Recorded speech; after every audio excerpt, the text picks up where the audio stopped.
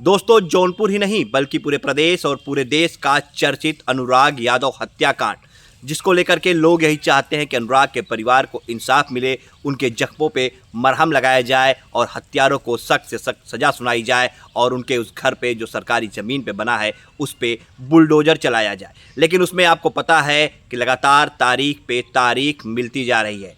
नमस्कार, मैं हूँ जर्नलिस्ट राजन और आज इसी खबर से जुड़ी हुई कुछ मुद्दों पे मैं आपके सामने चर्चा करने जा रहा हूं। इसको लेकर के मैं बहन स्वाति से भी बात करूंगा और साथ ही आपको कुछ ऐसी चीज़ें दिखाऊंगा, ऐसी तस्वीरें दिखाऊंगा, ऐसी जानकारी भी दूंगा जिसे देखने के बाद आपके भी मन में कई सवाल खड़े हो जाएंगे। आपको भी लगेगा कि क्या वाकई में ये तहसील प्रशासन, ये जौनपुर का जिला प्रशासन किसी के दबाव में काम कर रहा है? क्या वाकई में जौनपुर का ये प्रशासन, ये तहसीलदार, ये जो है योगी सरकार की मंशा के अनुरूप काम कर रहे हैं? क्या वाकई में किसी मंत्री का प्रेशर इनके ऊपर है या फिर इन पैसा इन्हें मिल गया है जिसके चलते इसमें लगातार तारीख पे तारीख मिल रही है? कैसे उस पूरी कार्यशैली को आप देखेंगे? जिस तरह से तस्वीरें सबसे पहले हम आपको दिखाएं, ये तस्वीरें देखिए। ये तस्वीरें उस वक्त की हैं जब खुद अनुराग की हत्या के बाद 1 महीने बाद उस मकान पे, सरकारी ज़मीन पे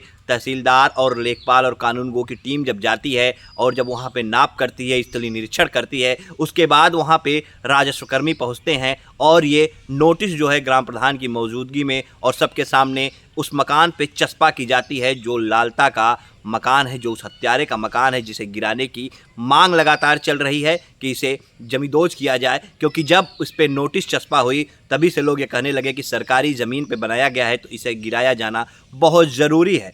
ऐसे में ये तस्वीरें देखिए जो नोटिस चस्पा की जाती है और ये कोई और नहीं बल्कि राजस्वकर्मी हैं जो कि जा कर के नोटिस चस्पा करते हैं। लेकिन बावजूद उसके जब फाइनल बहस और आदेश का समय आता है तो तहसीलदार साहब एक बार फिर से स्थलीय निरीक्षण की बात कर देते हैं, फिर से एक बार स्थलीय निरीक्षण की मांग कर देते हैं। यानी आप समझ लीजिए एक बार फिर से राजस्वकर्मी मौके पे जाएंगे, लेखपाल जाएंगे, कानूनगो जाएंगे, पूरी टीम जाएगी और एक बार फिर से उस जगह का स्थलीय निरीक्षण किया जाएगा कि क्या वाकई में ये जो मकान है ये सरकारी ज़मीन पे ही बना हुआ है, 932 का पे ही बना हुआ है, जिसकी नोटिस उन्होंने चस्पा की है। तो इसको आप देखिए, इसको समझने का प्रयास कीजिए कि आखिर किस तरह से ये दोहरा रवैया, दोहरी कार्यशैली जो है तहसील प्रशासन की देखने को मिल रही है।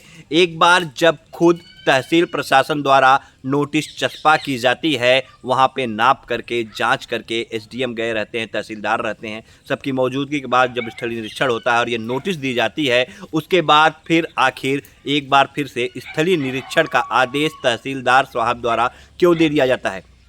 क्या वो नोटिस जो चस्पा की गई वो सिर्फ अनुराग के परिवार को सांत्वना देने के लिए? क्या अनुराग के परिवार को और अनुराग के चाहने वालों को गुमराह करने के लिए नोटिस दी गई थी? या अब ये जो स्थलीय निरीक्षण की बात की जा रही है ये अनुराग के हत्यारों का साथ देने के लिए, अनुराग के हत्यारों को उस मकान को बचाने के लिए दी जा रही है? तमाम सवाल जो है इस तहसीलदार के इस फाइनल बहस पे जो उन्होंने आदेश स्थलीय निरीक्षण का किया उस पे जो है अब उठने शुरू हो गए हैं। क्योंकि जिस तरह से तहसीलदार साहब ने एक बार फिर से स्थलीय निरीक्षण की बात कह दी, स्थलीय निरीक्षण का आदेश दे दिया है, उससे साफ तौर से तहसीलदार साहब ने अपने ही कर्मचारियों को, अपने ही राजस्व कर्मियों को और अपनी ही नोटिस को सवालों के कटघरे में खड़ा कर दिया है। उन्होंने साफ तौर पर ये मान लिया है कि उनकी ये जो नोटिस लगी हुई थी वो कहीं ना कहीं गलत भी हो सकती है और उसके लिए उन्होंने फिर से स्थलीय निरीक्षण की बात कही है। इस तरह से फिर से एक बार स्थलीय निरीक्षण का आदेश वो देते हैं तो कहीं ना कहीं सवाल तो उठता है साहब कि आखिर जब आपके ही राजस्वकर्मी ने स्थलीय निरीक्षण किया, आप लोगों ने जा कर के नोटिस दी, तो फिर से स्थलीय निरीक्षण की बात क्यों? क्या उस स्थलीय निरीक्षण पे आपको भरोसा नहीं? और सवाल ये भी उठता है कि अगर इस बार स्थलीय निरीक्षण में आप ये पाते हैं कि हाँ वो लालता का मकान 932 क में नहीं है, यानी सरकारी ज़मीन में नहीं है, तो क्या आप उन अधिकारियों के खिलाफ कार्रवाई करेंगे जिन्होंने ये नोटिस चस्पा की थी? क्या उस लेखपाल, उस कानूनगो और उस तहसीलदार के ही खिलाफ कार्रवाई होगी जिनकी मोहर पे, जिनकी सिग्नेचर के बाद ये नोटिस चस्पा करने वो राजस्व कर्मी वहाँ पे पहुँचे?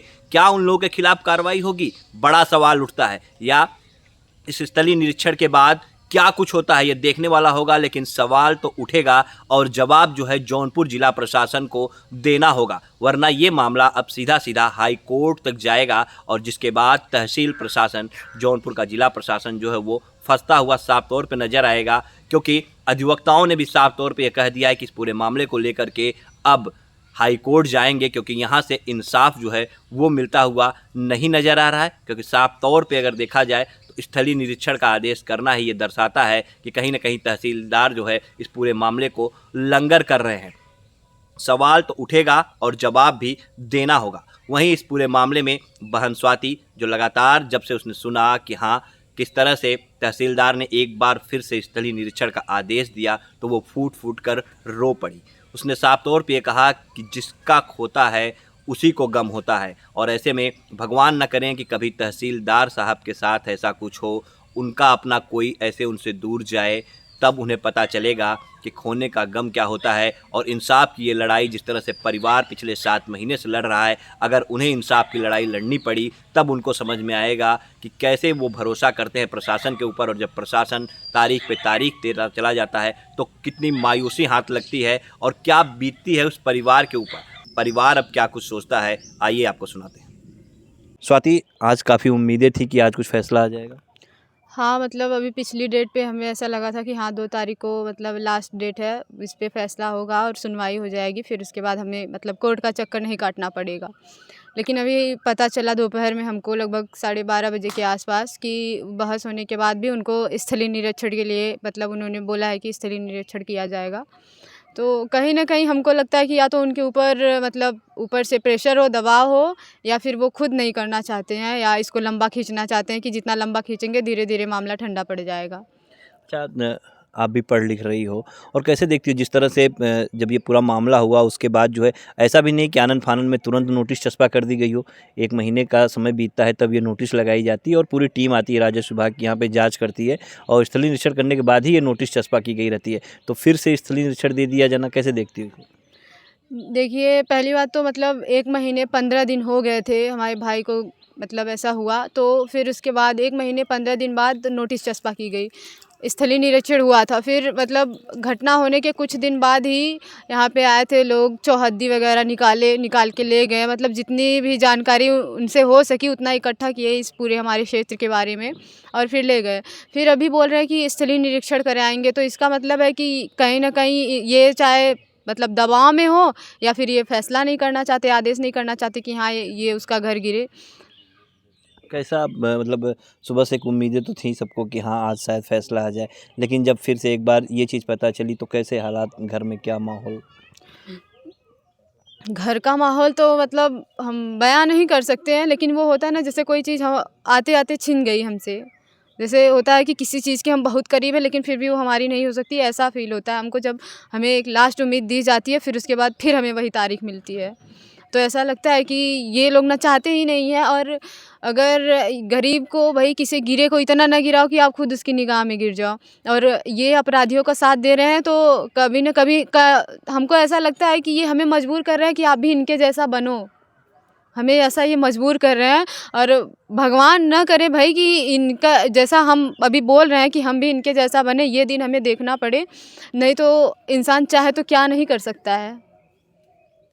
तो कैसे उस समय जिलाधिकारी भी थे जब यहाँ पे पहुँचे हुए थे घर पे घटना के बाद, और लगातार आप लोग कई बार मुलाकात भी की और हर बार उन्होंने ये आश्वासन दिया कि हम आपके साथ हैं, आपके परिवार को इंसाफ मिलेगा। यहाँ तक कि खुद मंत्री गिरीश चंद्र यादव भी यहाँ पे आए हुए थे और वो आर्थिक सहायता का चेक भी दिए थे, और उस समय भी उन्होंने आश्वासन दिया था कि नहीं आवास वगैरह भी मिलेगा, सब कुछ कहा था। तो कुछ मिला, कुछ हुआ धरातल पे, कुछ नज़र आ रहा है? हमको तो नहीं दिख रहा, अगर आपको आ रहा है तो आप बताइए, या फिर उनको जो बोल के गए थे उनको दिख रहा हो, या तो उनकी फ़ाइल में कहीं लिखा गया हो तो वो हमको दिखाएं। और आश्वासन देने के लिए देखिए मैटर आपका है तो दर्द आपको होगा। ये लोग बस आएंगे, आश्वासन देंगे और माहौल बनाते हैं, जैसे होता है ना कि हम आए और माहौल बनाए फिर हम निकल गए, यही होता है। गरीब परिवार है, अगर वो बिलख रहा है अरे यार हमसे क्या मतलब। तो क्या लगता है कि तहसीलदार के न्यायालय से आपका भरोसा उठ रहा है, टूट रहा है भरोसा? भरोसा था, 1 हफ्ते तक था। 1 हफ्ते के बाद हमने देखा कि भाई फिर वही तारीख ही देखनी पड़ेगी हमको, तो भरोसा तो मेरा टूट चुका था बहुत पहले ही। हम आज भी बोल रहे हैं और हमारे जितने भी इंटरव्यू हैं हमने सब में बोला था कि इनके ऊपर भरोसा करना मतलब खुद को खाई में धकेलना ऐसा होता है। तो भरोसा था नहीं, जैसे ये लगता है ना कि हाँ शायद ये हमारे ऊपर तरस खाएं, शायद हम तरस खाएं। तरस खाएं हमारे ऊपर भाई, क्योंकि हम गए गुजरे लोग हैं ना, हम गए गुजरे हैं भाई, हमारे ऊपर ये तरस खाएं तो हो सकता है कुछ हमारे हित में सुनवाई कर दें, लेकिन नहीं करेंगे ना। हम बस एक रिक्वेस्ट करना चाहते हैं, कभी ये अंधेरी कोठरी में बैठ के तहसीलदार साहब अपने सीने पे हाथ रख के पूछेंगे कि किसी का लाल उसके आँख के सामने हलाल हो जाए फिर कैसा महसूस होता है, फिर उनको फील होगा भाई कि किसी का दर्द क्या होता है। ऐसे कहने को तो हम आए देखे, अरे यार छोड़ो, इतनी बहुत सारी घटनाएं होती हैं। आप जिस कुर्सी पे बैठे हो उस कुर्सी के लिए कम से कम सही काम करो भाई, किसी को इतना लंबा ना घसीटो कि वो मजबूर हो जाए गुंडागर्दी पे। और हम इंसान चाह ले तो क्या ना करे, हम नहीं जानते मर्डर करना, हम भी जानते हैं, लेकिन अगर हम आपके भरोसे बैठे हैं भाई तो कुछ सोच के बैठे हैं कि शायद कानून व्यवस्था भी होती है, कुछ न्याय भी कुछ होता है। ये मत करिए ना कि वो जो संविधान आज से कई वर्ष साल पहले जो लिखा गया था उस पे उसकी धज्जियाँ मत उड़ाइए, और उसे ये ऐसा मत करिए कि वो बस लिखा गया तो वो बस पन्नों में सिमट के रह जाए, उसका कोई मतलब न निकले। क्या जिस तरह से यहाँ पे कार्रवाई नहीं हो रही तो फिर से आप लोग एक बार जिलाधिकारी से मिलेंगी? क्योंकि मान लीजिए एसपी तो जो थे वो उनका तबादला हो गया, दूसरे एसपी आ गए हैं, लेकिन जिलाधिकारी वही हैं जो कि घटना के समय भी थे, और ये तहसीलदार भी वही हैं, लेकिन तहसीलदार हिला हवाली करें। तो क्या एक बार फिर से आप लोग डीएम से मिलेंगी, इस बात को बताने का प्रयास करेंगी कि कहाँ गया आपका वो इंसाफ के दावे, मिलेंगी? हाँ, हम उनसे ज़रूर मिलना चाहेंगे और शायद हम कोशिश भी करेंगे कि हम जल्द से जल्द उनसे मिलें, उनसे हमारी मुलाकात हो उनसे। और रही बात हिला हवाली की ना, तो मतलब जितने भी लोग हैं, अभी ये होता है ना कि सत्य को हमेशा साबित करना पड़ता है, चाहे वो आपके सामने हो या आपके पीठ पीछे हो। अभी लोग बोलते हैं अभी किसी का एक्सीडेंट हो जाए भाई तो उसको बोलेंगे अरे कौन था, कहाँ का था, फिर मैटर रफा दफा हो जाता है। तो अभी इतनी बड़ी घटना होने के बाद भी अगर कोई नहीं विश्वास कर रहा है तो हम 100 बार आपसे मिलें, क्या फ़र्क पड़ता है आपको? हम पूरे दिन आपके दरवाजे पे ऐसे रोते बिलखते रह जाएं, आपको क्या फ़र्क पड़ता है? इतनी गंभीर घटना भाई, इतनी निर्मम तरीके से हत्या हो गई मेरे भाई की, फिर भी मतलब जो आए आश्वासन दे के चले गए, इसमें कौन सी बड़ी बात है? हम आए, अरे मैटर तुम्हारा, तुम मरो भाई, हमसे क्या मतलब? हमसे अपने काम से मतलब है। हम जिस कुर्सी पे बैठे हैं, हम सही बता दें, ये कहना नहीं चाहिए, हम समझ आते हैं अगर हमारी बात उनको बुरी लगे तो, लेकिन वो जिस कुर्सी पे बैठे हैं ना, शायद वो खुद को ना मतलब ऐसा कर रहे हैं कि जैसे हम गलत काम कर रहे हैं, लेकिन हम बता नहीं सकते हैं। वो बखूबी जानते हैं वो जैसा करते हैं, जो जैसा करता है। एहसास होगा उनको भी इस बात का कि हाँ गलत का साथ दे रहे हैं। ऐसा मैं बोल रही हूँ भाई, वो उनको एहसास है, उनको पूरी तरह से फील हो रहा है भाई कि हमने गलत किया है और हम गलत कर रहे हैं अगर हम अपराधियों का साथ दे रहे हैं, चाहे तहसीलदार साहब हो या कोई और हो, ठीक। लेकिन वो झुठला रहे हैं खुद को कि नहीं हम नहीं कर रहे हैं। नहीं, हम आपके हाथ में है ना, आप चाहे तो आप कर सकते हैं आदेश पे फाइल, लेकिन आप नहीं करेंगे। हम तो यही कहेंगे कि लगता है कि सर आप भी बिक चुके हैं। अभी मैं क्या बोलूँ, मेरे पास एक ही शब्द है ना, आप बिक चुके हैं। कोई कितना भी कठोर व्यक्ति रहेगा, अगर उसके सामने आप पैसा रख दो, वो खड़े के खड़े बिक जाएगा। उसकी औकात से ऊपर अब आप बस पैसा दिखाओ, ऐसा हमने अभी 6-7 महीनों में हमने देख लिया भाई, साबित कर दिए लोग। हमको देखने की कोई ज़रूरत नहीं, लोग खुद साबित कर दिए हमारे सामने कि हाँ हम बिक चुके हैं, हमारे लिए तुम्हारा मैटर नहीं, तुम्हारा भाई नहीं, तुम्हारी तकलीफ़ नहीं, हमारे लिए सिर्फ हमें पैसा मैटर करता है। आज परिवार, माँ को भी बड़ी उम्मीद रही होगी कि शायद कोई आदेश आ जाए, पापा को भी उम्मीद रही होगी, वो जा भी नहीं पा रहे हैं इस समय जो है कोर्ट, लेकिन फिर तारीख मिलती है। कैसे हालात हैं घर के, माँ कैसी है? माँ भाई, माँ का कलेजा ही जानता है कि जिसके लिए हमने 20 साल इतनी कठिन तपस्या की और फिर ऐसे अचानक से बिना कुछ बोले बिना कुछ बताए मेरे हाथों से हलाल हो गया, वो उस माँ का दर्द कोई नहीं समझ सकता। हम खुद एक लड़की हैं, लेकिन हम खुद नहीं समझ पाते हैं कि उसको कितना दर्द है। हम बस समझाते हैं ना तो बस यही बोलती है मम्मी हमारी, क्या दे के समझा रही हो, क्या है तुम्हारे पास? ये शब्द भाई कलेजे को चीर देते हैं। लेकिन ये बात ना, ये जो कानून व्यवस्था को चलाते हैं इनके समझ में नहीं आने वाली। शायद इनके पास फैमिली नहीं होगी, या तो फैमिली से अच्छे ताल्लुकात नहीं होंगे इनके। एक सवाल और लेना चाहेंगे। आराधना जो छोटी बहन है, वो खेलती थी लेकिन घटना के बाद से खेलना छोड़ दिया था। उसने भी कहा था कि मैं खेलूँगी नहीं। 7 महीने का समय बीत गया, क्या फिर कभी खेलने की तरफ उसका मन हुआ या नहीं खेलती अब? नहीं खेलेगी वो। और मन की बात क्या है, अरे भाई हमारे जीने की वजह छिन गई हमसे, हम जी क्यों रहे हैं। कभी कभी हम भी यही बैठ के सोचते हैं, हम पूरी फैमिली ना एक दूसरे से पूछते हैं भाई हम जी क्यों रहे हैं, किसके लिए जी रहे हैं, हमारे जीने का मतलब क्या है, हमारे जीने का मतलब क्या है। और खेलने की बात तो बहुत दूर है भाई, हमारी पूरी ज़िंदगी जुड़ी थी उससे, हमारे जीने की वजह अनुराग मतलब भाई कुछ भी, पूरी लाइफ थी हमारी वो। किसी को ऐसे मेरे सामने ऐसे, अरे भाई हम खाना खाने को बुलाने जा रहे हैं और उसको लोग खा गए। हमने जो फ़ील किया और हम जो घुट-घुट के मरते हैं ना, उसे कोई नहीं फ़ील कर सकता। और मैं भगवान न करे कि तहसीलदार साहब के साथ भी ऐसा गुज़रे। और जिस दिन सही बता दें तो मैंने बहुत जगह देखा है कि मेरी दुआएँ और बददुआएँ दोनों बहुत तेज़ काम करती हैं।